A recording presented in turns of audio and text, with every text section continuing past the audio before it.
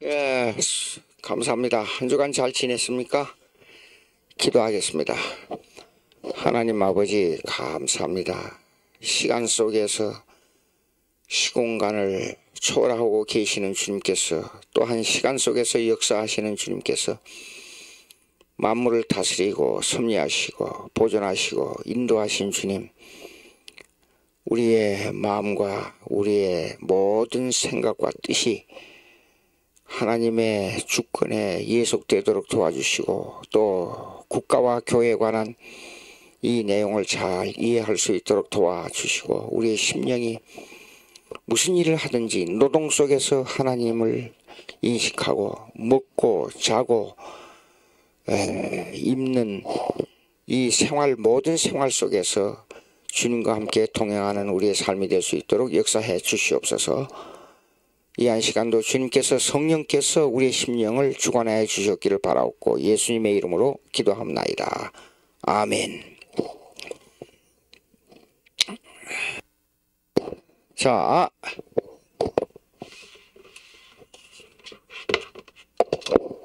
이 책 교과서 가지고 있죠. 이 책을 보시겠습니다.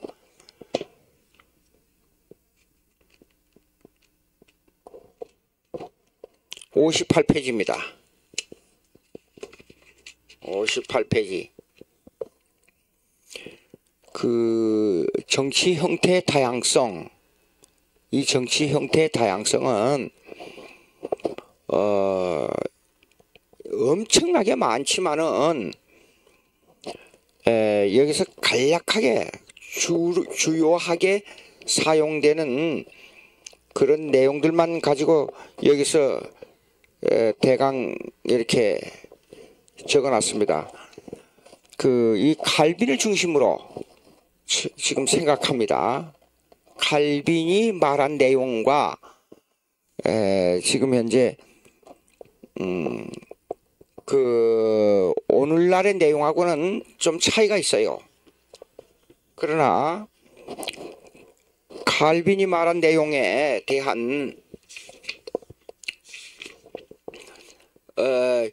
힘의 왕국과 영의 왕국에 대한 내용을 가지고 지금 생각하려고 합니다.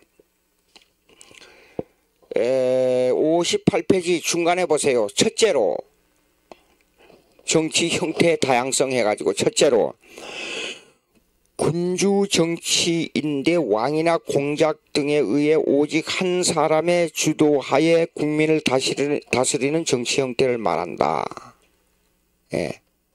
군주 정치, 한 사람에 의해서 다스리는 것. 그 다음에 두 번째, 귀족 정치인데 국민들로부터 대표를 뽑아 국민을 다스리게 하는 제도인데, 오늘날 의회 정치를 표방하는 대의원 정치를 통해 그들로 하여금 국민을 다스리게 한다. 이거는 그때 당시에는 귀족 정치라고 말했어요. 칼빈 시대에는. 그러나 오늘날은 국회를 말합니다. 오늘날은 국회에서 법을 정하고 이 법에 의해서 국민을 다스리잖아요. 그러나 이걸 집행하는 기관은 행정부예요. 이 법을 집행하는 기관은. 그러면 행정부의 수반이 뭐냐? 오늘날은 대통령이에요. 자, 그 다음에 셋째로 민중정치인데 국민에 의한 지배체제를 말하는데, 국민 각자가 권력의 핵심되어 국가를 운영해 나가는 제도이다. 이 제도는 국가라는 다양하고 변화가 많은 국민들의 마음을 집약시킬 수 없다는 단점이 있다. 국민들의 마음을 집약시키려면 어쩔 수 없이 의회 대표제를 해야 돼요. 그래서 국회의원을 소수로 뽑는 겁니다. 국민 전체가 참여할 수 있는 것은 선거, 투표밖에 없어요. 자기 유익에 따라서 자기 의사를 표시해야 되니까, 우리는 5천만에 조금 넘는 국민인데 5천만에 좀 넘는 국민들이 다 자기 의견을 말해가지고 그 의견을 다 집약한다는 것은 불가능해요. 그래서 국회를 두는 겁니다. 그래서 국회에서 법을 제정하고, 그리고 그걸 집행하는 기관이 행정부예요. 대통령을 중심으로 장관들. 그 다음에 이게 그런 게 있는데, 근데 칼빈은 그때 당시에 귀족 정치를 선호했어요. 무슨 말이야 그러면 오늘날의 국회에 의해서 국가를 운영하는 그 정치를 선호했어요. 예. 그다음에 그러면 국가가 가지고 있는 그 힘의 왕국에 대한 내용을 칼빈이 지금 얘기하고 있는데, 그것이 59페이지. 관원의 무력 행사는 경건과 양립한다. 이게 상당히 중요한 내용입니다. 네. 국가는 이래요. 국가는 무력을 동반하고 있어요. 무력을 행사할 수 있어요. 교회에서는 무력을 행사할 수 없어요. 근데 이것이 경건과 양립한다 그 말이에요. 교회에서만 경건이 아니고 국가도 경건해야 돼요. 즉 통치자는 대통령이나 장관들이나 국회의원들은 일반 국민들보다도 더 법을 잘 지키고 더 경건해야 돼요. 근데 그 경건은 하나님으로부터 나와야지, 하나님을 섬기지 않는 사람이 경건을 한다는 것은 불가능해요.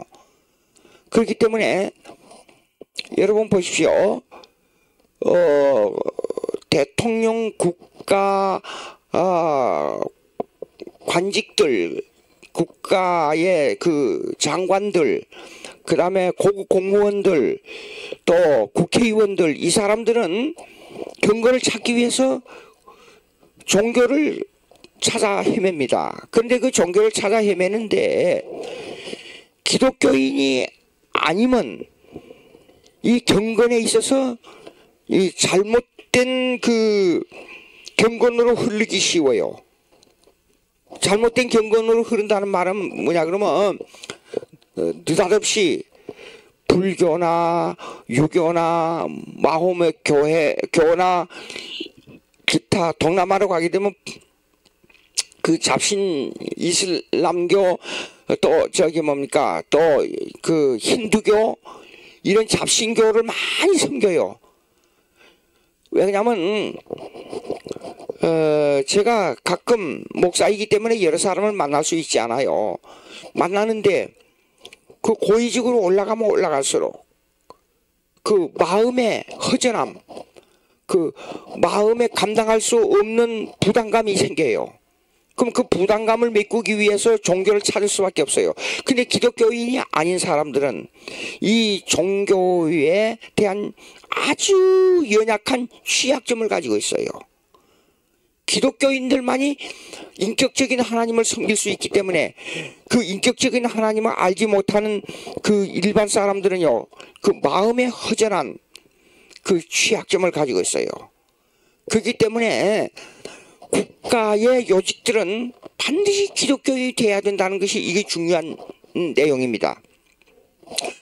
근데 국민들 속에는 어떤 사람들이 있느냐 그러면 사악한 사람들이 포악하고 이 간사한 사람들이 많아요.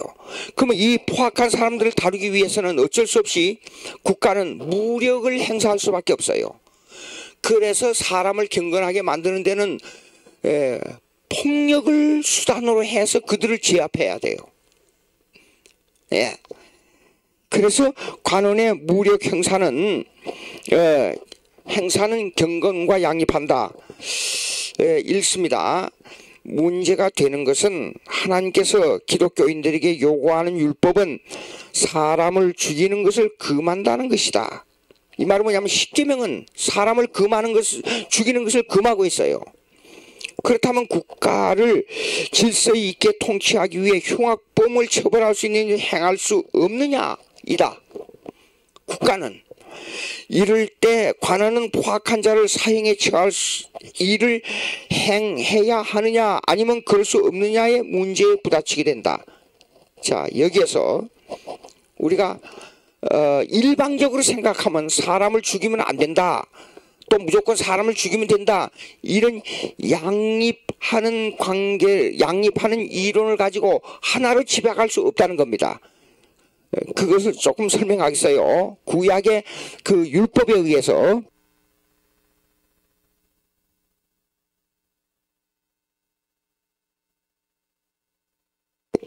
자, 보시겠습니다.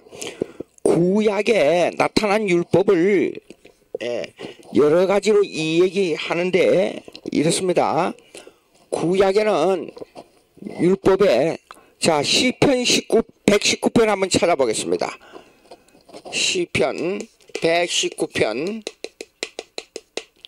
1절로부터 보시겠습니다. 예. 자, 행위가 완전하여 여호와의 행위가 아니에요. 행위 완전하여 여호와의 법에 행하는 자, 여호와의 법이 나오지요. 자, 첫째 여호와의 법. 그 다음에 2절 보시겠습니다. 그 다음에 여호와의 증거가 나오지요. 증거. 그 다음에 3절 보시겠습니다. 실로 저희는 불의를 행치 아니하고 주의 도를 행하지요. 도가 나오지요. 그 다음에 4절 주께서 주의 법도, 여기는 법도가 나오지요. 법도. 도 그런데 또 법도가 나와요. 그 다음에 5절 보겠습니다. 길을 굳이 정하사 주의 율례가 나오지요. 율례. 그 다음에 6절 보시겠습니다. 계명이 나오지요. 계명. 그 다음에 좀 어렵습니다. 의로운 판단을 배울 때 정직한 마음으로 주께 감사하나이다. 그 다음에 8절 보시겠습니다. 내가 또 율례가 나오지요. 그 다음에 시편 주의 말씀이 나오지요. 말씀. 또 그 다음 절 보시겠습니다. 나오는 게 또 몇 개 더 있어야 하는데 주의 계명이고 내가 주께 범죄치 하여 또 말씀이 또 나오지요. 찬송을 받아 주의 율례가 나오지요. 또 그 다음에 여기 하나 더 나왔어요. 13절에 보니까 규례가 나오죠. 규례.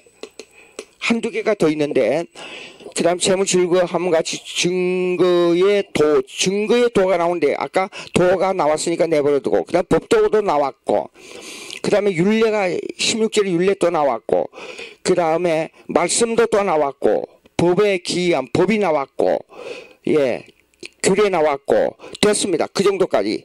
자 그러면 이렇게 여러 가지가 나왔어요. 근데 이것이 성경 말씀에 나타난 내용이기 때문에 한 가지로 볼 수 있느냐 하는 문제가 나와요. 근데 구약에 나타난 그 하나님의 법도를 나누게 되면 첫째 1 계명이에요. 계명이에요. 계명. 그 다음에 두 번째가 계명이고 두 번째가 시민법이에요. 시민법. 그 다음에 세 번째가 뭐냐 그러면 제사법이에요. 제사법. 예. 이 세 가지예요. 근데 이렇게 많은 말을 한 것은 그 문장의 내용에 따라서 조금 차이가 있기 때문에 그래요. 예. 그러나 이것은 딱 줄이면 주로 세 가지예요. 이 계명은 십계명을 두고 하는 말입니다. 커맨먼트.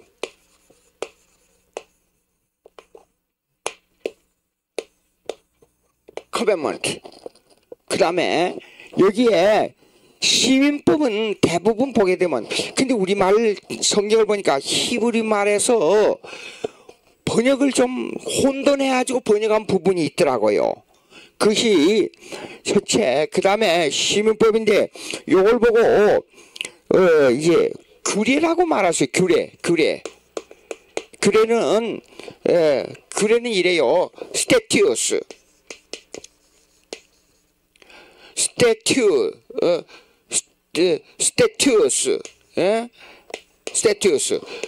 요것도 법이라고 말하는데 일반적으로 해석할 때 시민법이에요. 시민법.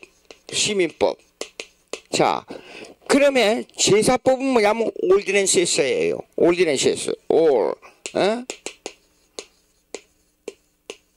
예, 제사법이에요. 이 세 가지로 딱 줄일 수가 있어요. 구약의 법을 전부요. 그러면 이 세 가지 법이 구약에 나타난 여러 가지 말을 하고 있지만 다 통합해서 딱 나타나는데 출애굽기 20장을 보시겠습니다. 출애굽기 20장.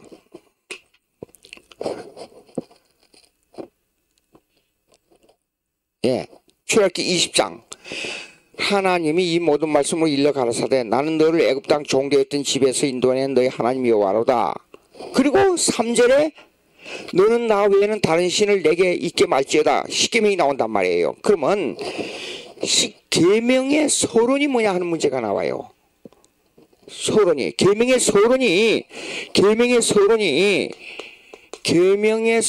뭐냐 그러면 애굽 땅에서 이스라엘 백성을 인도해낸 것이 서론이에요. 그런데 그것도 그냥 인도해낸 게 아니라 종되었던 집에서 인도해냈다 그랬어요. 그러니까 애굽 땅에서 하나님을 잘 섬겼어요? 아니에요. 예, 애굽 땅에 가서 종살이 하였단 말이에요. 그러니까 그들은 우상 섬기는 일에 찌들어 있었어요. 하나님을 전혀 몰랐어요. 그러면 이 말은 무슨 말이냐? 은혜로 구원해냈다 그 말이에요. 은혜로 구원해냈어. 그러니까 구약에 어떤 분이 여러분 잘 들어보십시오. 구약은 율법이요, 신약은 복음이고, 구약은 율법을 지킴으로 구원했고 신약은 믿음으로 구원한다. 근데 그게 틀려요. 구약도 먼저 은혜로 구원해내고 우리에게 십계명을 줘요. 여러분 십계명은 이렇습니다. 예수 믿기 전에는 계명이 나에게 어떤 의미를 가져다 주는지를 몰라요. 근데 믿고 보니까 율법으로 말미암아 구원 얻을 수 없다는 걸 알게 되는 거예요. 예? 믿고 나서 보니까 그러면 자 구약에 왜 은혜가 먼저냐? 은혜가 먼저예요. 신약도 은혜가 먼저고 만약에 구약은 율법으로 구원한다 그러고 신약은 복음으로 구원한다 그러면 신구약의 통일성이 깨져버려요. 똑같아야 돼요. 하나님의 말씀으로서는. 그러면 아담을 보자고요. 예, 아담을 보게 되면 먼저 아담에게 이 동산에서 일하지 않고 먹을 수 있고, 그 다음에 하나님과 교제할 수 있고, 이 하나님과 교제할 수 있다는 것이 얼마나 큰 위로인지 몰라요. 하나님과 교제가 끊어지면 불안해서 살 수가 없어요. 그러니까 예수 안 믿는 사람들 보십시오. 왜 술 먹고 마약 먹고 먹는 데 취하고 그러고 나서 술에 취해가지고 자기도 모르고 잠자다가 일어나서 그 이튿날 아침에 해장국 먹고 정신이 희미한 가운데 일하고 저녁에 가서 또 술 먹어요. 왜 그래요? 허무가 잔재하기 때문에 마음속에. 그러나 예수 믿는 사람들은 이 생명에 대한 활력이 있기 때문에 허무가 없어요. 마음속에 소망이 있기 때문에, 하늘나라에 소망이 있기 때문에. 예, 그러면 이것이 어디서부터 나오느냐? 하나님과의 교제로부터 나와요. 하나님과 교제를 해야 이런 이 마음에 허무감이 없는 거예요. 이것이 큰 축복입니다. 자, 그 다음에 만물을 다스리고 그 다음에 만물을 그 다음에 이름 짓게 만들고 엄청난 복을 받은 거예요. 은혜로 모든 것을 제공해 줬어요. 그 다음에 마지막으로 아담에게 지키면 살고 어기면 죽는다는 선악과 명령을 허락해 주신 거예요. 요것만 지켜라. 행하지 말라. 가만 두고 봐도 그냥 내버려둬요. 그 지키고만 있으면 되는 거예요. 얼마나 큰 은혜예요. 근데 이걸 먼저 이렇게 엄청난 은혜를 받았는데 이걸 깨트려 버렸어요. 인간이 그렇게 간사하고 사악한 겁니다. 예. 그러면 이런 이제 이 법을 줬는데, 그러면 이런 세 가지 법이 있잖아요. 계명, 시민법, 제사법. 이거 어떻게 나오느냐? 자, 그러면 출애굽기 21장으로 들어가 봅시다.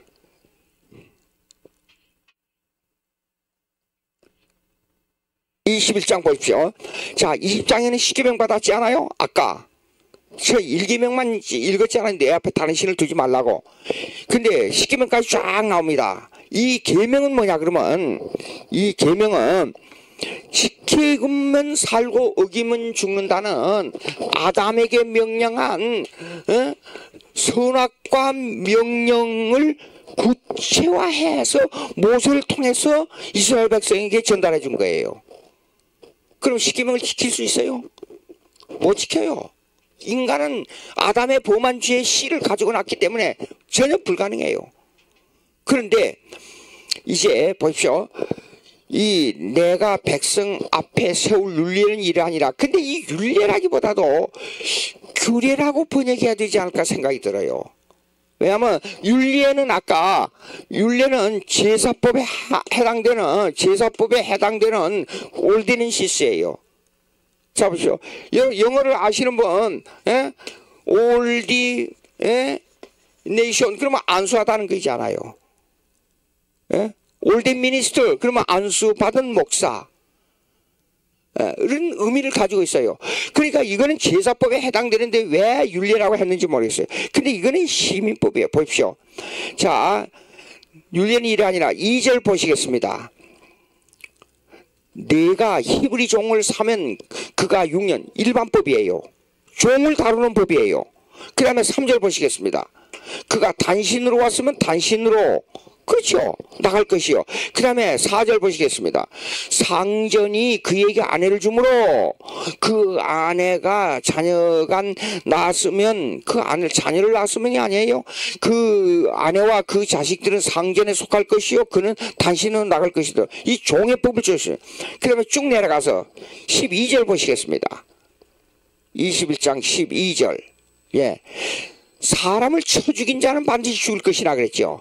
만일 사람이 13절, 만일 사람이 계획함이 아니라 나 하나님이 사람을 그 손에 붙임이면 내가 위하여 한 곳을 정하리니 그 사람이 그를 의도적으로 죽이지 않은 경우는 피난처로 도망가는 거예요. 예. 그래서 그 다음에 14절 보십시오. 사람이 그 이웃을 짐짓 못살아 했으면 너는 그를 내 단에서라도 잡아 내려 죽일 것이니라. 짐짓이란 것은 의도적으로 그 말이에요. 예? 그래서 죽이면 이 사람도 죽이라 이 말이에요. 이런 종회법, 살인법, 그 다음에 물건 훔치는 거 모든 것은 이 시민법에 해당돼요. 시민법은 뭐냐? 계명을 지키려고 회개하면서 사는 사람이 국가에 들어가서 이 법을 지키는 것이, 이것이 스태티우스, 규례입니다. 규례. 이 법을 줬어요. 그 다음에 자 그러면 이 두 가지를 100% 시민법하고 그 다음에 계명하고 이걸 100% 지키는 사람은 없어요. 불가능해요. 그러면 이것을 신정정치 시대였기 때문에 국가를 다스리는 것이 종교법이고 종교법을 다스리는 것이 국가법이란 말이에요. 이걸 다스리는 데 있어서 이걸 용서받고 해결하는 방법이 어디 있어요? 그게 제사법이에요. 자, 24장 보시겠습니다. 24장. 예, 눈은 눈으로 이의는 24장 출애굽기 24장 1절. 또 모세에게 이르시되 너는 아론과 나답과 아비후와 이스라엘 장로 70인과 함께 여호와께로 올라가서 멀리서 경배하고. 자, 그 다음에 2절. 너 모세만 여호와께 가까이 나오고 그들은 가까이 나오지 말며 백성은 너와 함께 올라오지 말지니라. 또 새로운 법이 나온단 말이에요. 지금 3절 보시겠습니다. 모세가 와서 여호와의 모든 말씀과 모든 율례를 백성에게 고하며 그들이, 여기 아까도 율례가 나왔고 여기도 또 율례가 나왔잖아요. 아까는 규례로 번역하는 게 좋습니다. 모든 율례를 백성에게 고하며 그들이 한 소리를 응답하여 가로되 여호와의 명하신 모든 말씀을 우리가 순종하리다 했단 말이에요. 그런데 자 4절 보시겠습니다. 이게 뭔가? 모세가 여호와의 모든 말씀을 기록하고 이른 아침에 일어나 산 아래 단을 쌓고 이스라엘 12 지파대로 12 기둥을 세우고 5절 이스라엘 자손의 청년들을 보내어 번제와 소로 화목제를 여호와께 드려. 번제와 화목제가 뭡니까? 예? 이것은 올디넨시스 제사를 드리는 거란 말이요. 6절 보십시오.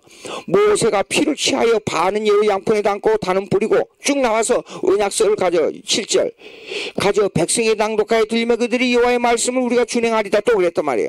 그 8절 또 모세가 피를 취하여 이 피를 취하는 것은 상징으로 예수님의 이 양을 잡아 피를 드리는 제사, 예수님이 십자가에 못 박혀 피를 흘리는 제사를 예표하고 있는 거예요. 이것이 바로 뭐예요? 8절 보니까 마지막 보십시오. 이 너희와 세우신 언약의 피라 그랬어요. 예. 이 제사법이 나오지 않아요? 그리고 이제 레위기 1장으로 넘어가 봅시다. 그 다음, 네, 레위기, 그 다음 책, 레위기. 이제 출애굽기를 넘어서 레위기 보세요. 여호와께서 회막에서 모세를 부르시길래 회막이 뭡니까? 제사 드리는 장소 아닙니까? 예? 이제 이 성막, 성막에서 그때는 성전이 이루어지기 전에는 성막 아브라함 시대는 장막이라 그랬고 이거는 성막이에요. 성막에서 제사를 드리잖아요.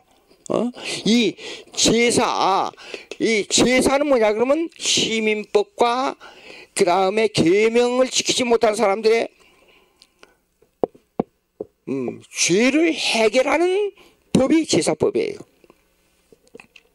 자, 그러면 이 세 가지 법을 이제 다루는 데 있어서요. 국가의 질서를 통치하는 데 있어서 시민법으로 다룰 때는 여러분 시민법으로 다룰 때는 무기를 사용할 수밖에 없어요. 신정시대에도 그랬어요. 국가가 신정정치시대에도 신정정치가 뭐예요? 다시 한번 말씀드립니다. 신정정치는 종교의 형태로 국가를 다스리는 거예요. 그런데 계명으로 사람을 다스릴 때는 이 양심 속에 하나님이 우리와 어떤 교제를 가지느냐 하는 법으로 다스린단 말이에요. 그러니까 겉으로 나타나지 않고 마음으로 짓는 죄이기 때문에 무력으로 다스릴 수가 없어요. 근데 시민법은 무력으로 다스릴 수밖에 없어요. 근데 이 시민법을 다스릴 때도 종교에 기초한 법을 가지고 다스렸다 그 말이에요. 그것이 신정정치예요. 자, 그러면 이제 관원의 무력 행사는 경공과 양립한다는 말이 무슨 뜻이냐? 이 말은 칼빈은 사실 이렇습니다. 국가의 관원들이 기독교인의 입장에 서서 국가를 다스려야 된다 그 말이에요. 결론적으로 얘기하자면 그러니까 우리 한국이 제 생각에 이런 이 역사는 가정이라는 게 없습니다. 예? 역사는 가정이라는 게 없는데도 불구하고 제가 가정을 이야기할 수밖에 없는 것은 앞으로 우리 한국 국가의 장래를 위해서 그냥 드리는 말씀이에요. 우리 한국의 장래는 대통령, 국회의원들, 장관들, 고급 공무원들이 기독교인 중심이 돼야 돼요. 기독교인 중심이 돼야 돼요. 어떻게 생각하세요, 여러분? 네? 제가 유럽이나 미국을 방문하고 유럽에서는 오래 살았지만 20몇 년을 살았습니다. 근데 유럽도 방문해보면 기독교 국가만이 나라를 바로 통치하고 건설할 수 있다. 그것이 마음에 절실하게 느껴져요. 한국은 아직도 멀었어요. 그런 의미에서. 예. 참 비기독교인이 국가의 요직을 가지고 있을 때 얼마나 국가가 요동을 치는지 몰라요. 여러분 고려시대의 불교 중심, 이조시대 유교 중심을 보면 알지 않습니까? 얼마나 피 튀기는, 형제간에도 없어요. 부모지간에도 없어요. 권력이라 그러면 부모도 죽이고 자식도 죽이고 형제간도 죽이는 거 아닙니까? 예, 참. 그 다음에 60페이지 보십시오. 중간에 전쟁을 행해야 할 정당성.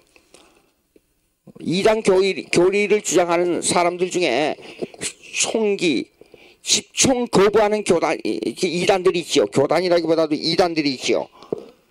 무식해도 어느 정도 무식해야지. 그렇게 무식하면 말이 안 통해요. 무슨 말이냐? 왜 전쟁을 해야 되냐? 국가를 보호하기 위해서는 군사력을 갖춰야 돼요. 교회를 보호하기 위해서는 국가가 군사력을 동원해서 교회를 보호해줘야 돼요. 그렇지 않고는 국가가 바로 교회고 교회가 바로 국가예요. 예. 그런데 자 보십시오. 여러분 유럽의 역사를 보십시오. 30년 전쟁 역사를 보십시오. 예. 한마디로 기독교를 보호하느냐 보호할 수 없느냐 이에 따라서 국가의 흥망성쇠가 결정됐잖아요. 그러니까 그리고 종교개혁자인 3인 중에 한 사람이 주잉글리예요. 주잉글리가 나가서 목사로서 전쟁터에 나가서 전사했잖아요. 로마 캐톨릭 군대하고 싸우다가 죽었어요. 예? 전쟁터에서. 자, 그러면 여기 그 밑에 60페이지 하나 둘 셋 넷째 줄 보세요. 다섯째 줄부터 있습니다. 그러므로 국민들은 현명한 지도자를 보호하기 위해서도 전쟁에 참여해야 된다. 예. 한 사람의 지도자가요. 잘못되면 나라가 망해요. 한 사람이. 예. 그렇게 중요합니다. 예. 그 다음에 이제 이 교회와 국가론을 아주 잘 쓴 분이 누구냐면 댐니예요. 로버트 댐니. 61페이지 보세요. 미국 버지니아 출생으로 보수주의 개혁파 신학의 전통을 이어온 알렉산더와 동시대에 활동했던 신학자이다. 예. 그러니까 알렉산더는 19세기 미국 보수주의 신학의 보류였던 프린스턴 신학교에서 활동했고 댐니는 미국 남장로교 출신으로 당시는 보수주의 신학을 지켜온 유니온 신학교에서 활동했던 신학자이다. 20세기 이후에 유니온 신학교가 극자유주의로 변했어요. 그런데 19세기 얘는 19세기 말은 아닙니다. 그 이전 중엽 초기 유니온 신학교가 성경대로 믿는 보수 신학을 주장했던 신학교예요. 그런데 그리고 그 후에 보수주의를 지킨 신학교가 보수주의 보루로 남아있던 신학교가 프린스턴 신학교였어요. 근데 20세기로 넘어오면서 자유주의화 되어버렸어요. 그 다음에 근데 이거 하나요. 62페이지 보십시오. 62페이지. 예.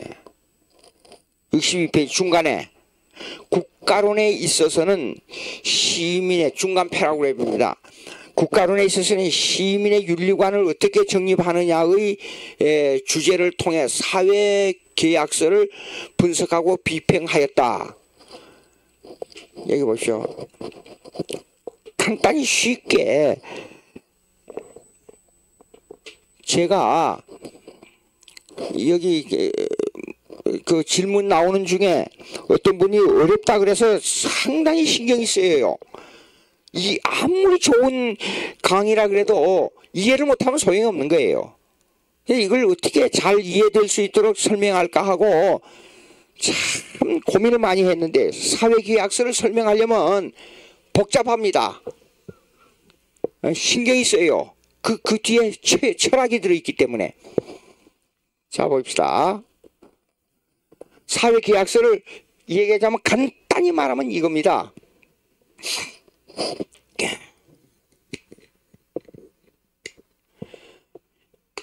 A, B, C, D, E, F, G 이렇게 해서 그냥 이런 이름을 가지고 있다 가정해요. 한국어로 말하자면 기억니은 디귿 리을 미음 비읍 시읒 이렇게 해요. 예. 근데 A라는 사람은 10개의 능력을 가지고 있고, B라는 사람은 9을 가지고 있고, C라는 사람은 5을 가지고 있고, D라는 사람은 4를 가지고 있고, 그 다음에 E라는 사람은 11을 가지고 있고, 그 다음에 F라는 사람은 20을 가지고 있고, G라는 사람은 30을 가지고 있다고 가정하십시다. 그러면 이 사람들이 다 가지고 있는 거, 자기의 것을 하나씩 양보해가지고 이 전부 일을 전부 이 사회 공동체에다가 돌려주는 거예요. 쉽게 말해서 이 사람은 10원을 벌었어요. 그러면 이거 1원이에요. 그럼 이 사람도 일은 다 같이 1원을 다 사회했다고 환원합니다. 그럼 공평해요? 그래가지고 이 사회를 이끌어가는 공동체를 형성하자. 일종의 사회주의. 자, 사회주의 그러면 무조건 공산주의를 사회주의라 그러는데 그 말이 맞지 않은 거예요. 공산주의적 사회주의가 있고, 우리 이 대한민국에서 대한민국에서 쓰는 사회주의의 개념이 달라요. 근데 공산주의적 사회주의는 수평적으로 일원화시켜버리는 사회주의예요. 수평적. 수평적으로 일원화시켜버리는 사회주의를 말해요. 예, 그건 불가능한 얘기입니다. 자, 보세요. 사람마다 열을 가지고 있고 다 이렇게 자기의 능력의 차이점이 있어요. 예, 제가 대학원에서 학생들에게 뭡니까? 그건 제가 생각할 때는 아주 쉬워요. 그 논문을 강의해서 논문 쓰는 법을 강의했어요. 근데 논문을 조직화하는데 이건 머리가 아주 좋은 사람으로 보이고 아는 것도 많아요. 근데 논문 조직을 아무리 시켜도 이해를 못해요. 그거 이상해요. 패러그래프이 전달되는 내용이 첫째 패러그래프 문장과 마지막 패러그래프 문장의 관계를 이 얘기를 해주는데도 이해를 못해요. 그거 참 이상해요. 사람마다 그렇게 아는 것이 너무 많아요. 자, 미국에서 강의할 때 서울대학교 졸업생이 한 사람 왔어요.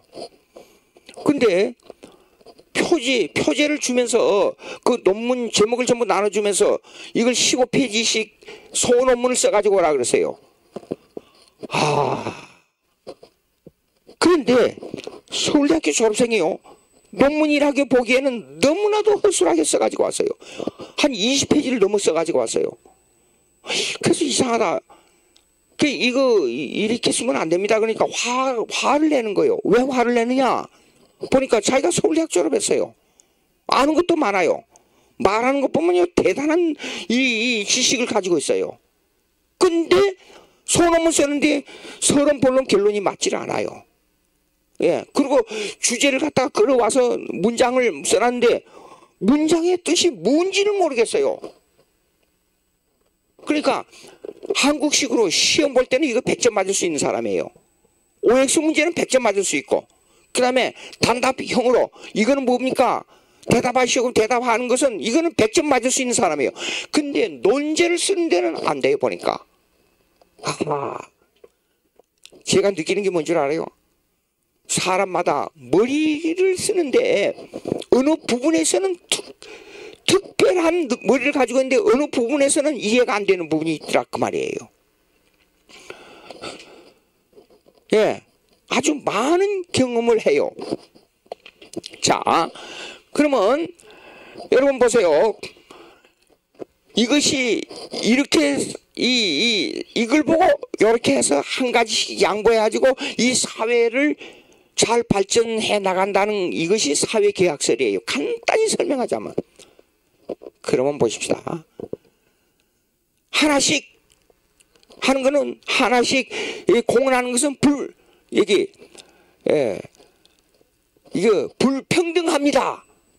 그러면 열을 100분율로 나눠가지고 1. 이것도 9도 100분율로 나눠가지고 1. 예. 그러면 요거는 0, 그냥 간단히 얘기하자. 0.9를 내야 되잖아요. 9을 가진 사람은. 그 다음에 여기요. 30을 가진 사람은 300을 100분율로 나누게 되면 30을 공헌하잖아요. 사회에다가. 이게 평등합니까? 그것도 아니에요. 왜 그런 줄 알아요? 이것도 비율로는 맞는데 이 사람을 가진 것은 30을 내게 되면 300에서 27을 가지잖아요. 예? 가지는 것이. 그러나 열을 가진 사람은 이거 10분의 1을 내게 되면 9를 가지잖아요. 그러면 27 가진 사람과 9를 가진 사람이 평등합니까? 그것도 아니에요. 예. 그러니까 사회계약서를 가지고 이 사회에 지상천국을 만들 수 있느냐? 전혀 불가능한 얘기예요. 이상한 게 있어요. 제가 경제학 책을 한 2권 읽어봤어요. 읽어보니까 이상한 게 경제학의 경제의 확대성이라는 게 있더라고요. 참 이상하죠? 이런 게 있어요. 10원을 벌면 10원을 내가 1일날 내야 하는데 10일까지 내게 되면 이런 게 있더라고요. 9일 후에 내서 9일날 이걸 가지게 되면 9일 동안에 10원이라는 경제가 성장 과정에 기여를 한다는 거예요. 이 법칙을 어떻게 이해해야 될지 모르겠어요. 그러니까 돈을 많이 버는 사람들은, 경제적 능력이 있는 사람들은 보게 되면 성장이 엄청 큰 기업들이 어떻게 저렇게 내 월급쟁이로서 저렇게 큰 기업을 행할 수 있느냐, 이해가 안 되는 부분이 있어요. 근데 기업을 하는 거 보면 성장의 개념으로 볼 때는 제가 이해할 때는 이해가 안 돼요. 예? 이 사람이 플러스 마이너스를 계산할 때는 열을 벌면 또 다시 열을 더하고, 열을 벌면 또 다시 열을 더하고, 그러면 10배가 돼야 100이 되잖아요. 근데 이 법칙이 적용이 안 된다는 거예요. 무슨 말이냐? 열을 벌면 열을 더하고 열을 더하면 나중에는 200도 되고 300도 될 수 있다는 거예요. 이게 뭔 얘기인지 모르겠어요. 저는 전혀 이해가 안 돼요. 예. 그러니까 적은 돈을 낭비하게 되면, 여러분 이해해 보십시오. 적은 돈을 낭비하게 되면 큰 돈을 못 번다. 어떻게 이해합니까? 우리 한국 사람들이 10원, 100원짜리 낭비하게 되면 그거 필요 없으니 괜찮아, 넘어가지요. 근데 서양 사람들은, 특별히 미국 사람들은 이걸 1 cent saved, 1 cent earned 그래요. 1전을 저축하게 되면 1전을 버는 거다. 근데 그 적용이 경제법칙이라는 거예요. 이 사회계약서는요, 사실상 경제법칙을 적용하는 겁니다. 예? 경제법칙. 이걸 어떻게 이해하는지 저는 그 책을 읽어보고 이해가 안 되는 거예요. 어떻게 생각하세요, 여러분? 그러니까 이 세상에서는요, 이겁니다. 사회계약서에 정당한 공식은 없어요. 근데 이 법칙을 적용해서 사람이 듣기에는 굉장히 좋은데, 이 법칙을 적용해서 지상천국을 만든 자는 그것이 바로 공산주의 법칙이란 말이에요. 실패했잖아요. 예? 참 이상하죠. 근데 이걸 비평하고 나선 사람이 누구냐 그러면 댐니라고 한 사람이에요. 여기 이 책에 나오지만 우리 한국 사람은 다브네이라 그러더라고요. 댐니예요. 이 법칙을 적용했어요. 자,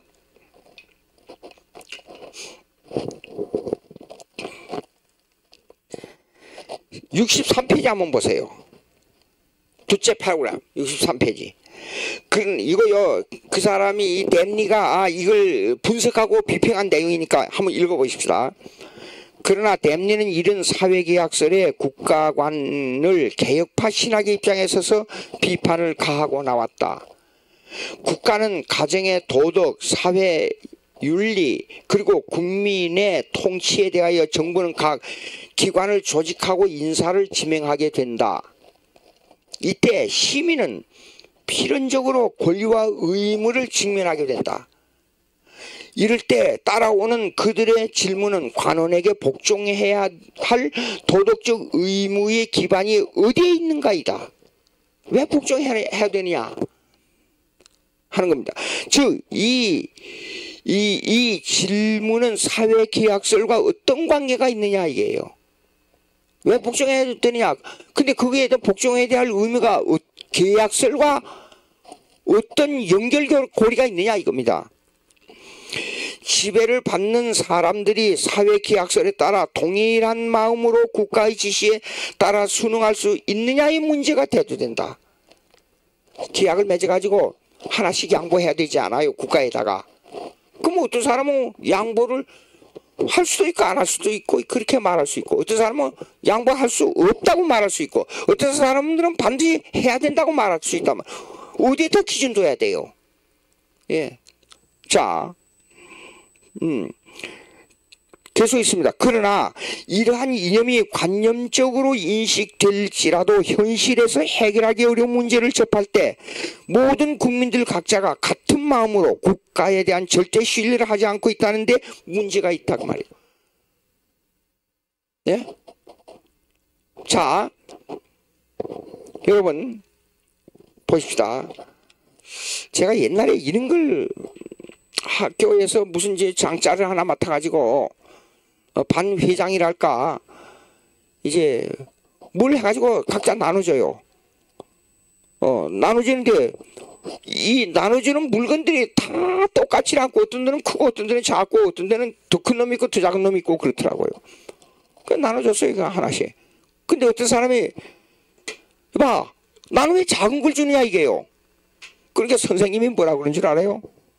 그 학생들 보고 세상에 불공평한 줄 이제 알았어? 딱 그렇게 말하는 거예요. 그러니까 어쩔 수 없이 받아야 돼요. 그럼 이 사람은 사회계약설 개념으로 볼 때 순종할 수 없다는 개념이 돼버려요. 어떻게 생각합니까? 사회계약설은 뭐냐면 조직으로 볼 때 사회계약설에 있어서 조직은요, 선생님이 정해져 있고 학생이 정해져 있어요. 그리고 그 반장이 정해져 있어요. 반장이 하는 대로 따라 해야 돼요. 근데 작은 거 받았어요. 불평이 일어나요. 계약서를 순응하지 못한다는 말이에요. 국가를, 전체 국가를 볼 때 사회계약설에서 국민들의 부분적으로 국가에 순응하지 못한다는 부분이 나온다 그 말이에요. 이걸 어떻게 해결해야 되냐 그 말이에요. 예? 자, 여기에 대한 이 땜리는 뭐냐면 하나님의 주권서를 들고 나온 겁니다. 내가 어려움 당하지 않아요. 하나님은 공짜가 없어요. 하나님은 공평하다 그럽니다. 그러면 여기에서 불공평을 당하게 되면 다른 데 가서 거기에 대한 대가를 우리는 모르지만 하나님은 섭리적으로 그 대가를 우리에게 지불하고 있다는 뜻이에요. 이게 섭리론이에요.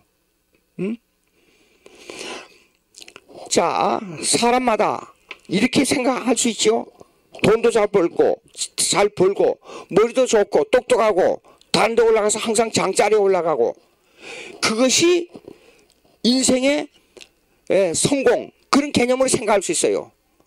근데 이 하나님의 섭리론의 입장에서 볼 때는 이생에 대한 문제가 이생으로 끝나지 않는다는 것이 하나님의 섭리적 입장이란 말이에요. 이생에 고통당한 사람은 하늘나라에 가서 상으로 갚을 수 있는 대가를 지불하고 있다는 뜻으로도 해석이 된단 말이에요. 어떤 의미에서 숙명론이에요. 그래서 우리 삶은 신비에 속해 있어요.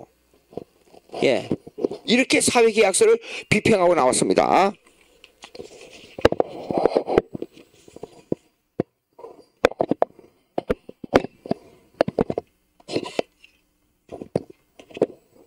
자, 65페이지 한번 보세요.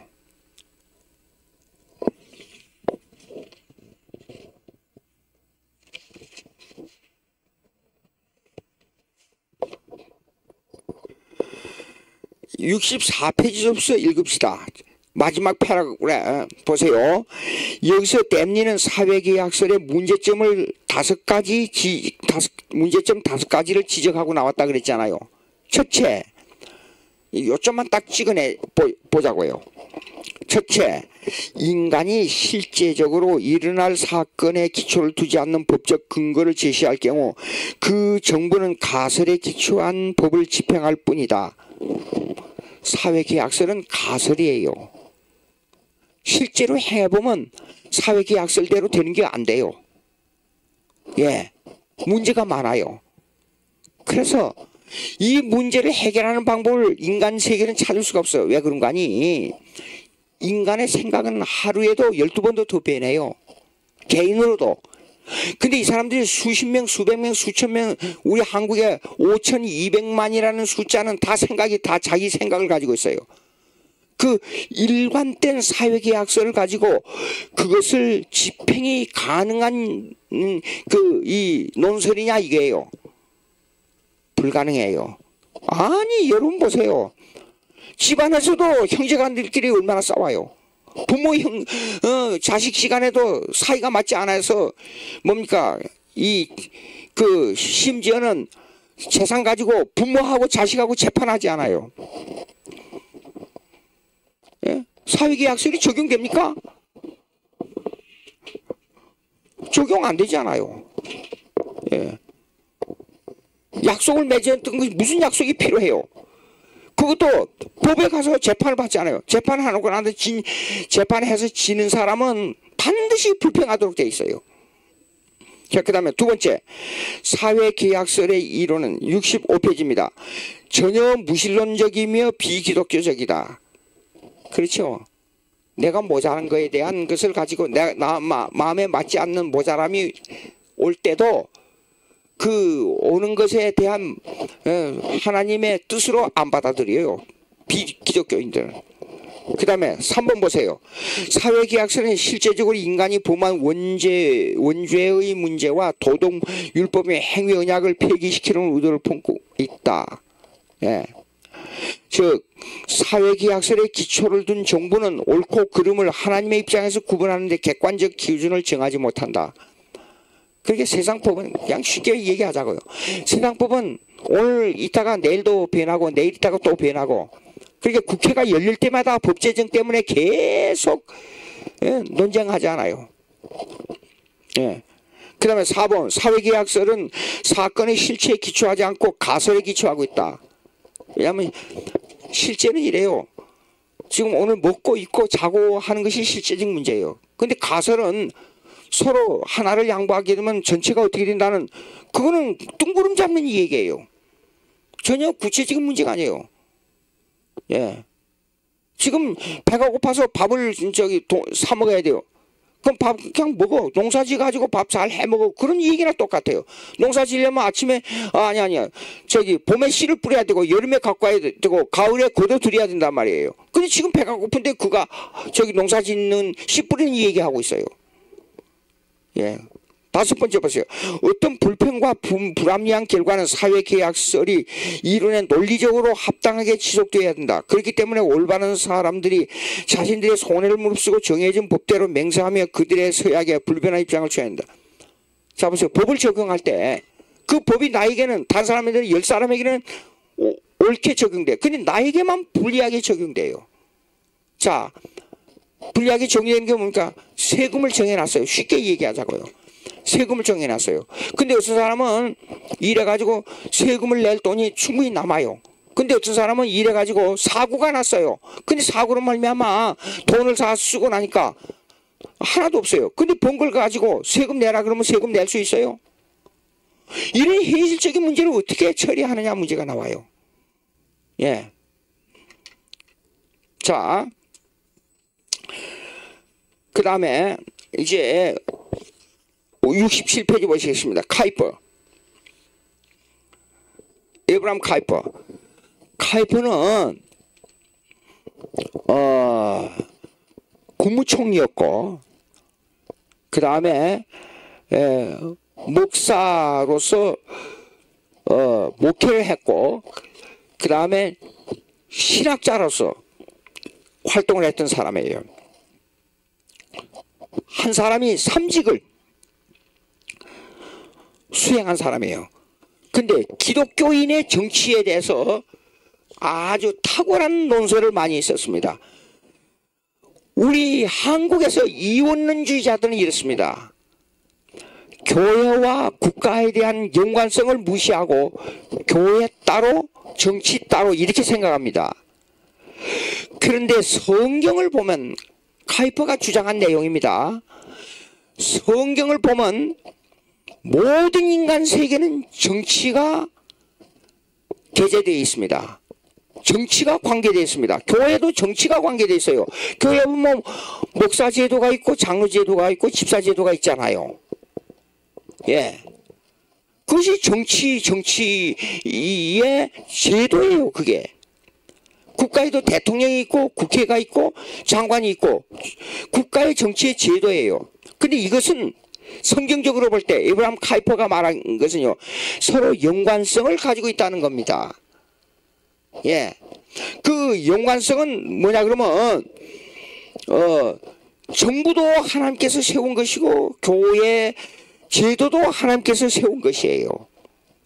그렇기 때문에 정부의 국가의 관직을 가진 자들은 하나님을 섬기는 마음으로 국가에 봉사해야 되고, 교회의 직분을 가진 자들도 하나님을 섬기는 마음으로 국가에 봉사해야 된다. 이것이 이 기본 이론이에요. 그분의 성경을 보니 그렇게 돼 있어요. 예. 자, 그럼 1번 보세요. 1번 67페이지. 카이퍼는 정부에 관한 하나님의 주권을 강조한다. 기독교를 신봉하는 국가이건 신봉하지 아니하는 국가이건 국가는 하나님의 뜻을 성취하기 위해 하나님의 주권 가운데 세워진 국가이기 때문에 정부는 하나님께서 세우신 기관이며 하나님의 이름을 드높이는 일과 관계를 가진다. 예, 그러므로 모든 산재해 있는 국가는 도덕적 유기체이다 그랬어요. 도덕적 유기체 무슨 말이에요? 힘 있다고 가정하십시다. 그러면 무기를 가진 단체, 경찰이나 군대에서 총을 가지고 정부의 관원들을 그냥 죽여버리고 자기들이 대통령이다 그렇게 하면 됩니까? 그거는 도덕적 유기체예요. 도덕적 유기체란 말은 무엇을 생산하냐 그러면 법을 생산하는 겁니다. 그러니까 아까 제가 설명했잖아요. 하나님을 향해서는 직접적인 하나님과 관계된 법은 계명이에요. 십계명. 그러나 국가에 관계된 법은 시민법이에요. 근데 그것도 하나님, 그 뿌리가 하나님으로부터 나와야 돼요. 예. 근데 뭐 하면 껴보십시오.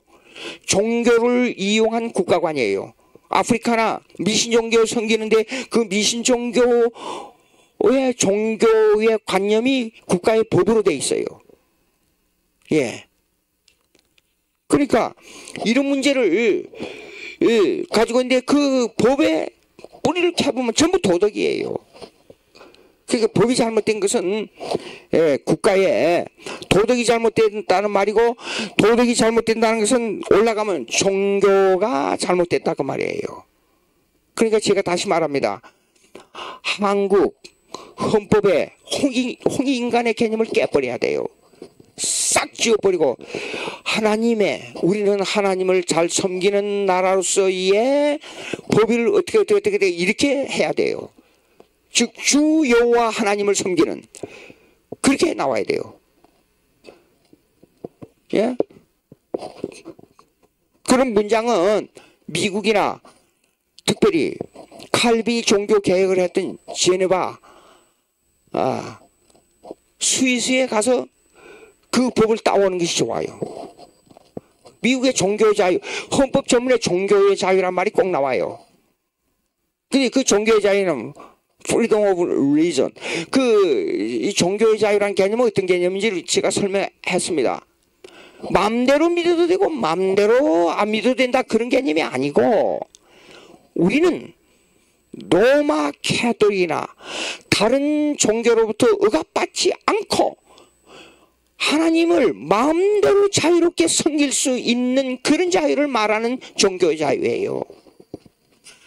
이 개념을 한국 헌법에 전문에 넣어야 된다 그 말이에요. 제 말은. 여러분, 제 말이 너무 요골수로 갑니까? 제 드리는 이 말씀이, 여러분에게 드리는 말씀이 너무 기독교만을 앞세우는 그런 종교 말합니까? 아니에요. 이 법이 이렇게 우리 헌법에 써가지고 기독교화 된다 그러면 우리 한국은 세계 진짜 우등 가는 국가가 된다 그 말이에요. 제 얘기는. 기독교 입국론입니다 한마디로. 예. 자 보시오. 이걸 조금 설명하겠습니다. 68페이지 한번 보세요. 68페이지. 둘째 파라그래프 보십시오. 위에서 하나 둘 셋 넷 다섯에서 일곱째 줄을 보십시오. 예. 68페이지. 자, 그러므로 국가는 도덕적 유기체를 필수 요건으로 하여 형성된다. 아까 설명했지요? 도덕적 유기체는 무엇을 생산하지요? 법을 생산합니다. 읽습니다. 나오잖아요. 국가의 법을 제정하기 위해서는 국민과 주거 환경에 따라 가장 객관적이고 합리적인 도덕적 요건이 따를 수밖에 없다.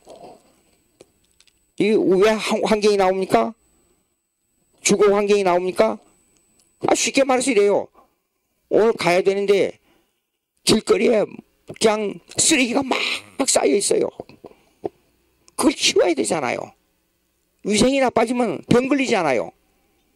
예? 그럼 병 걸리게 되면 사람 병원이 있어야 되잖아요. 병원에 가야 되니까. 병원에서는 뭘 요구합니까? 의사가 있어야 되고 약이 있어야 되고 치료기구가 있어야 되잖아요. 예. 그거 하나가 이렇게 연결된단 말이에요. 그러니까 이런 모든 것에 포함되어 있는 규정이 뭐냐? 법이에요, 법.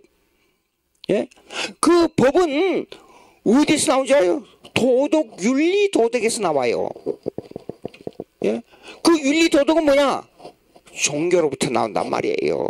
그러니까 기독교화된 국가가 돼야 돼요. 아직도 우리 한국, 제가 여러분들에게 이런 말씀을 드리면 어떻게 생각할지 모르겠어요. 미국에 24년을 살다가 한국에 왔어요. 와서 보니까 느끼는 게 있었어요. 그게 뭔 줄 알아요? 너무 기독교 속에 우상 종교가 있어요. 기독교적 우상 종교. 그리고 왜 이렇게 군사 문화가 많아요? 교회 안에. 자기 일은 자기가 책임을 안 지고 꼭 위에 사람에게다가 책임을 돌려요. 예. 내가 어디 가서 식당에서 식사를 하는데 한국 사람들의 군사 문화가 너무 많다는 걸 느꼈어요. 그게 뭔 줄 알아요? 자기가 가난하게 사는 것을 보고 그 지역에 그 지방자치단체 단체장 시장을 그렇게 욕을 하더라고요. 식사하면서.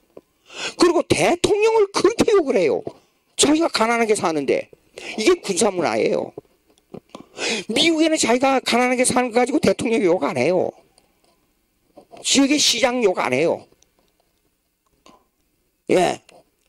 근데 한국에서 교회 생활하는데 가만히 보니까 자기들끼리 싸우는데 그 교회 목사님 욕을 해요. 보니까 군사문화. 그 부대가 잘못하게 되면 그 부대장이 책망을 받아요. 그렇죠? 형벌을 받아요. 군대에서. 이 군사문화가 쫙 깔려있어요. 한국에. 그리고 왜 유교문화, 불교문화가 이렇게 접합이 돼 있어요? 보니까 예, 사람 만나면요, 내가 가만히 연구를 했어요. 미국에서 Confucianism and Christianity 논문 쓰면서 유교와 기독교의 관계 하면서요. 그러니까 인사하는 방법도 가만히 보니까 유교 문화예요. 자세히 보니까 높은 사람에게는 이렇게 하면서 저를 아주 90도 각도로 이렇게 하고, 그 다음에 사람들에게 존경심을 표할 때는 엎드려서 절하고. 그건 뭐예요? 예. 근데 절하는 문제가요, 급하다 보니까 왜 유교 문화가 불교 문화가 많냐? 예.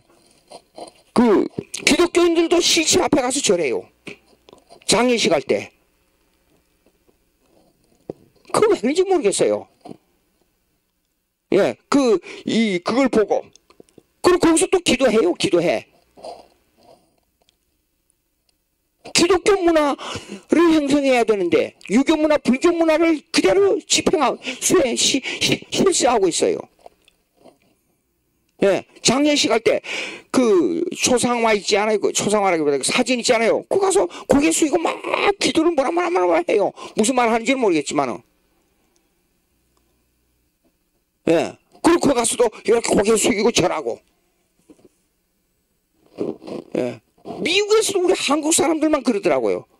그래서 우리 아버지 예수 믿고, 하늘나라 가셨는데, 여기 와서 절하지 마세요. 그리고 시체를 그렇게 두려워해요. 고기 덩어리 아무것도 아니에요. 나는 우리 어머니, 우리 아버지 세상 떠날 때 마지막으로 그 얼굴을 만져보자고. 예. 고기 덩어리 영혼은 이미 하늘나라에 갔거나 지옥에 갔거나, 물론 우리 어머니 아버지 다 하늘나라에 갔죠. 예. 근데 시체 속에 뭐가 있는 줄 알고 있더라고요. 그 다 잘못된 이 종교 문화예요, 종교 문화. 예. 그리고 내가 깜짝 놀라요. 어떤 목사님은 축도를 하는데 죽은 사람을 위해서 축도를 해요. 깜짝 놀랐어요. 예. 자, 조금 얘기를 했습니다만은 또 한편으로 셋째 줄 있습니다. 여기 지금 패러그래프 86페이지 둘째 패러그래프. 또 한편으로 국가는 강력하고 이상적인 도덕적 요건을 전제로 하여 법을 제정한다. 당연히 그렇게 해야죠. 국가가, 그러니까 이 법이 제정 안 된 나라가 미신을 섬기는 나라들이에요. 타종교를 섬기는 나라들. 법이 너무나 엉성해요. 자, 보십시오. 하나님을 섬기고 인간을 바로 사랑하지 않은 법이 성경보다도 더 확실한 법이 있습니까? 성경에 기초해서 법을 만들어야죠. 아까 제가 말씀드렸습니다. 성경에 대한 법을 만들기 위해서는 이 법이, 국가의 법을 만드는 환경과 그 다음에 그 주위의 여건, 이런 것들이 창조돼야 되지 않아요. 사람의 생활이 변화되면 그 변화에 따라서 기초는 어디에 둬야 되냐? 성경에 기초해가지고 국가의 법을 만들어야 돼요. 그러니까 내가 다시 강조하는 게 있습니다. 기독교인들이 국회에 들어가야 되고 최소한 51%는 51%가 되면 기독교인들이 한 사람이 더 많으니까 기독교인들이 들어가야 돼요. 국가 대통령도 장관들도 최소한, 그것도 최소한입니다. 51%가 기독교인들이 돼야 돼요. 아니, 미국의 클린턴 대통령이 교회를 자주 빠져가지고 교회 안 나간다 해가지고 신문에 난리가 났잖아요. 교회도 안 나가는 대통령이라고. 그 뒤로부터 매주 교회 나가면서 성경을 들고는, 이렇게 들고는 보이라고 일부러 성경 들고 이렇게 가면서 교회 나갔잖아요. 미국에는 병원, 직장, 무슨 단체가 형성되면 꼭 거기에는 방문하는 목사가 있어요. 큰 병원은 그 원목이 있어요. 병원. 환자들을 위로하는 목사가 거기서 근무해요. 예. 아니, 여러분들 깊이 생각해 보십시오. 어떤 사람 암에 걸려도요, 사기에 나왔어요. 근데 기독교인이에요. 예. 생명에 대한 의지가 강하면. 근데 많은 사람들이 비기독교인들은 대부분 실망해요. 나는 죽어야 된다. 그래서 끝나요. 예. 자, 조금 말이 다른 데로 나갈 것 같으니까. 예. 자, 넷째 줄 있습니다. 국가가 국민과 개인에게 강력한 영향력을 행사하기 위해서 국가의 기능을 가장 객관적이며 가장 이상적인 몸의 기능에 비유할 설명할 수 있다. 한 기관이 다른 한 기관을 통제하고 운영하는 것과 같다. 머리는 온몸을 지배해요. 예. 옛날에는 의학계에서 병원에서 사람 죽일 때 심장이 멎어야 죽는 걸로 결정했습니다. 근데 미국에는 요즘에 사망을 뇌가 죽으면 완전히 죽는 걸로 결정했어요. 제 조카가 수영장에 빠져가지고 뇌의 80%가 죽었어요. 근데 의사가 4살 때 걔가, 근데 제 동생은 뭐 그랬거든요. 걔를 항상 어렸을 때 따라다녀라. 내버려져 있다가 나중에 와서 하지 마라. 애가 울음소리가 나면 빨리 가봐라.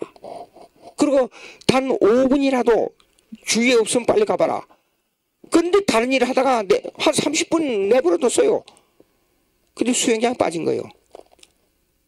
숨을 못 쉬고 얼마인지 모르죠. 5분인지 10분인지 모르지만 보통 의사의 말을 들으니까 4분이라 그러더라고요. 4분이 넘어가면 뇌가 상한대요. 예. 걔가 80%가 죽었어요. 뇌가. 근데 의사가 이래요. 얘는 뇌가 죽었기 때문에 앞으로 4살 때인데 10년, 20년, 30년 그 지나면 죽습니다. 80%가 죽으면 죽은 뇌가 그 죽은 세포가 살아있는 세포를 자꾸 갉아먹는데요. 갉아먹는다는 것보다 영향을 끼쳐가지고. 결국은 30살을 못 남기고 누워있다가 부모가 와도 몰라요. 아무도 몰라요. 살만 찌고 있다가 죽었어요. 뇌가 죽으면 사람이 죽는 거예요. 그러니까 뇌에서 모든 것을 통제하는 거예요. 우리 몸을. 여기 나왔습니다. 그 다음에 있습니다. 머리는 온몸의 의지와 감정을 지배한다. 그리고 심장은 모든 기관의 운동을 좌지우지한다. 이러한 몸의 기능을 가장 기초적인 사회적 기관이 되는 가정으로 이동시켜 생각해보자. 어린아이는 가정의 통치자 되는 아버지와 대면하면서 성장한다. 아버지는 어린이가 태어나기 이전에 존재하고 있었다. 그러므로 아버지는 어린이가 태어날 수 있는 근원이다. 어린이는 아버지의 영향력 아래 존재한다는 원칙을 벗어날 수 없다. 마찬가지로 국가는 모든 국민에게 영향력을 행사하는 근원이다. 국가는 모든 부분에 권력을 행사하는 근원이며 전체를 조정하고 인도하고 그리고 지배하는 근원적 조직체이다. 이 조직체는 유기체를 형성하고 있는데 그 유기체의 이상적 원리는 도덕이다. 예? 국가의 지도자들이 도덕적 개념이 성립이 안 되면 국가는 부패하는 거예요. 도덕이 빈약한 국가의 법은 힘을 상실하게 된다. 그러므로 정부는 두 가지 필수적인 진리를 요구하게 되는데 하나는 도덕적 유기체이며 또 하나는 권위를 행사할 수 있는 조직적 기구이다. 도덕적 유기체는 뭘 생산해요? 법을 생산해요. 그 도덕적 유기체 위에는 뭐가 존재해요? 종교가 존재해요. 그러니까 이방 종교나 다른 종교는요, 이 도덕적 법이 아주 빈약하기 때문에 철저하게 기독교화돼야 된다 그 말이에요. 이 두 가지는 상호관계를 가지고 있는 국가의 원동력이다. 즉 도덕과 유기체인데 유기체도 기독교적으로 해야 돼요. 그러니까 기독교 국가를 형성하고 있는, 기독교를 중심으로 국가가 형성하고 있는 미국을 보면 왜 상하원이 있느냐? 저렇게 복잡해가지고 하원은 뭐 400몇 명이고 상원은 100명밖에 안 돼요. 그래도 인구 비례로 볼 때는 우리 한국보다 국회의원 수가 훨씬 적어요. 우리나라는 지금 300명인데, 예. 우리나라는 그게 미국에 비례하면 100명 남짓 하면 딱 맞아요. 미국에 비례하면. 왜냐하면 인구가 우리의 5배 정도가 더 되니까. 예. 예. 그래도 우리 한국이 더 많아요. 인구 5배를 생각할 때라도. 사실 5배 정도 하게 되면 6, 70명이면 돼요. 우리 한국은 국회의원이요. 7, 80명이면 오히려 더 족하고. 자, 그런데 어쨌든 그렇습니다. 이 기구도 상하원의 기구를 가지고 복잡하게 어디냐 가만히 보니까 하원은 지방에서 나오는 국회의원들이에요. 자기 지역을 생각하는 국회의원들. 그리고 지방정부의 장이 있잖아요. 또 그것도 모두 선거 투표를 합니다. 근데 상하원은 뭐냐 그러면 그 주를 대표해요. 각 주에서 2사람씩 뽑아요. 그러니까 상원과 하원이 지방정부와 중간 주를 대표하는 정부와의 연관성을 가지고 그래서 연방정부로 올라가요. 아주 조직체계가 그렇게 돼 있어요. 자, 우리가 성경에서 보면 백부장, 천부장, 뭐 각 지역에 12지파 쫙 조직이 돼 있잖아요. 그런 걸 한번 생각해 봐요. 예. 지파별로 땅을 나눠줬잖아요. 어쩌면 기독교적이에요. 기독교적이에요. 예. 자, 그러면 이제 보시겠습니다. 정부의 형태. 예. 정부의 형태는요. 카이퍼는 입헌군주제를 원했어요. 그때 당시는 아마 그렇게 했을 거예요. 사실 오늘날로 말하는 민주주의라는 개념은 19세기 이후에 형성된 조직체라고 볼 수가 있어요. 입헌군주제는 뭐냐 그러면 법을 잘 정해가지고 그 책임자가 즉 군주와 같은 한 사람의 직권을 법대로 이걸 철저하게 법을 시행하는 군주가 즉 왕권이든지 엠퍼러는 뭐예요? 엠퍼러 한국말로 엠퍼러 제왕 제도든지 이래가지고 국가를 다스리는 게 좋다. 법대로 다스리면 하기야 법대로 다스린다 그러면 뭐 얼마나 좋겠어요. 근데 그 문제는 뭐냐 그러면 법을 어떻게 정하느냐가 문제단 말이에요. 그러니까 철저하게 하나님 주권의 법을 정해가지고 이 법대로 힘있게 왕이 나오든지 군주가 나오든지 해가지고 이 법을 집행한다. 이걸 선호했어요. 그런데 칼빈은 수세기 전에 귀족정치, 오늘날로 말하면 국회를 중요시했어요. 예. 자, 그러면 이 에브람 카이퍼가 입헌군주제를 말하면서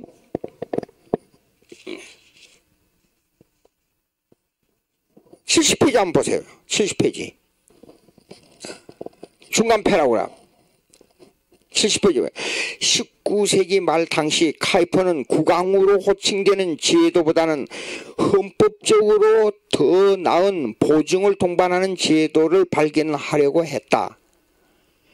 여기에서 그는 혁명적 요소를 동반하는 공화국이나 공적 정신이 희박한 민주제도를 보완할 수 있는 즉 헌법에 의존하여 국가를 다스릴 수 있는 입헌군주제를 주장하고 나섰다.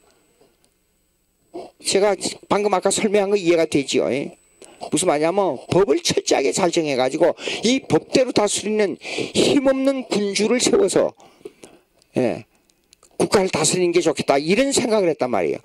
여러분 보십시오. 민주주의는 어떤 문제점이 있느냐 그러면 너무나도 의견이 많고 너무나도 말이 많아요. 시비가 많아요. 이 논쟁이 극에 달아요. 그래가지고 언쟁이 싸움을 하게 되면 이제 그걸 언쟁 싸움을 지배할 수 있는 힘이 어디냐면 상당 부분 언론에 있어요. 그래서 잘못된 언론이 잘 포장을 해가지고 이걸 전 국민에게 하달해서 전 국민을 인식시키게 되면 그것이 옳은 줄로 알아요. 근데 이걸 역이용한 것이 뭐냐면 북한의 주체사상이에요. 주체사상은 국가를 망하게 하는 사상입니다. 김일성 우상주의니까. 사람을 우상하면 안 돼요. 도덕을 기초한 법을 실행해야지. 근데 그것이 세계 최고, 그들 이렇게 말합니다. 세계 최고의 공산주의 이론도 이제는 틀렸어. 갔어. 그리고 과거에 왕권시대 틀렸어. 갔어. 그리고 민주주의 국민들만 말만 하지 아무것도 실행이 안 돼. 틀렸어. 그러니까 세계 최고의 사상가인 김일성이가 주체사상을 말했는데 주체사상만이 세계 최고에 가는 법의 근원이요 도덕의 근원이요 국가의 근원이라 이렇게 말을 해요. 어떻습니까? 여러분. 그러니까 민주주의 양당제도가 있잖아요. 민주주의. 미국에는 양당제도예요. 그러면서도 상하원 제도예요. 이게 복잡하게 보이지요. 예. 근데 우리 한국에도 주로 양당제도 있잖아요. 근데 양당제도를 타파하고 군소정당을 인정하는 정당으로 만서 다양한 의견을 수용하자. 이게 가능한 일입니까? 제가 볼 때는 이 책을 지으면서 여러 가지 정치 형태를 읽어보고 했지만은 불가능한 얘기예요. 근데 꿈 같은 얘기를 하고 있어요. 그 말은 배후에는 다양한 민주주의를 해야 된다는 의도가 들어있는데 어떻게 다양한 민주주의 제도를 실행할 수 있나요? 국가가?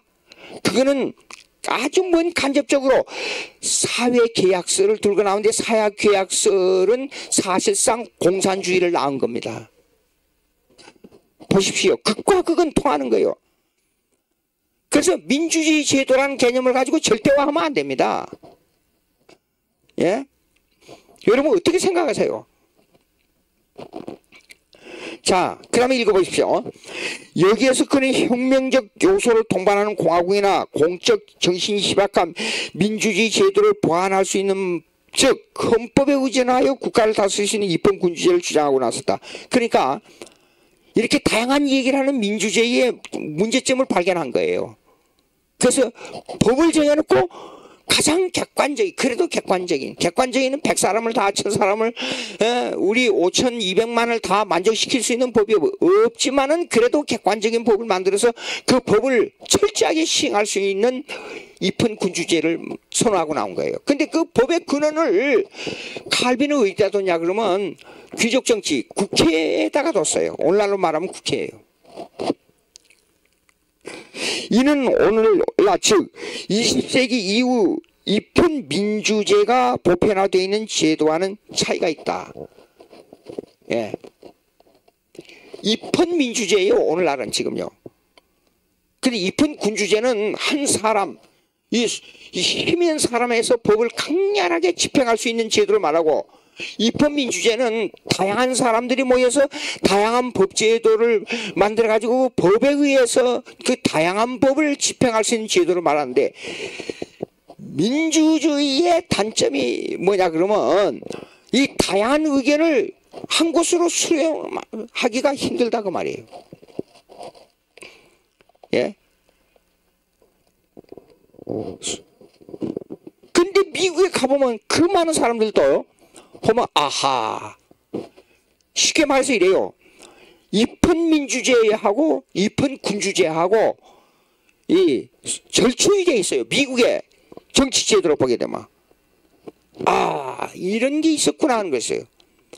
딱 법이 정해져 있고 무슨 일이 있으면요, 사법부에게 어떤 경우도 행정부나 다른 데서 국회에서 사법부의 법을 해석하는 사법부에 이게 이 간섭을 못해요. 예. 그리고 검찰은 완전히 독립적이고 경찰도 독립적이고 재판부도 독립적이고 그다음에 하원도 독립적이고, 근데 하원 상원을 보게 되면 TV를 보게 되면 서로 절충하는데 접착적이 생기면 이쪽에도 열을 주장하고 이쪽에도 열을 주장하게 되면 여기에 한 1 내지 2만 접착점이 있고 8 내지 9는 접착점이 없어요. 그런데 미국 사람들은 1 내지 2를 가지고 접착점을 만들어서 합의점을 끌어내요. 예. 그리고 이걸 집행할 때는 철저하게 행정부에서 이 법대로 정확하게 집행해버려요. 자, 이 71페이지 보세요. 71페이지. 아, 이걸 하려니까 시간이 그러네요. 여기서 끝나고 다음에 설명이 많으니까 다음 시간에 하도록 하겠습니다. 다 같이 기도하겠습니다. 하나님 아버지 감사합니다. 주여, 은혜를 주셔서 우리 한국을 정말로 아름다운 나라로 만들어 주시옵소서. 거룩한 나라로 만들어 주시옵소서. 대통령부터 장관, 국회의원들, 공무원들 모두 예수 믿는 사람들로 꽉 채워지게 주님 역사해 주시옵소서. 우리 대한민국이 세계에서 가장 철저한 기독교 국가, 기독교를 믿는 국가로 형성시켜 주시옵소서. 예수님의 이름으로 기도합니다. 아멘.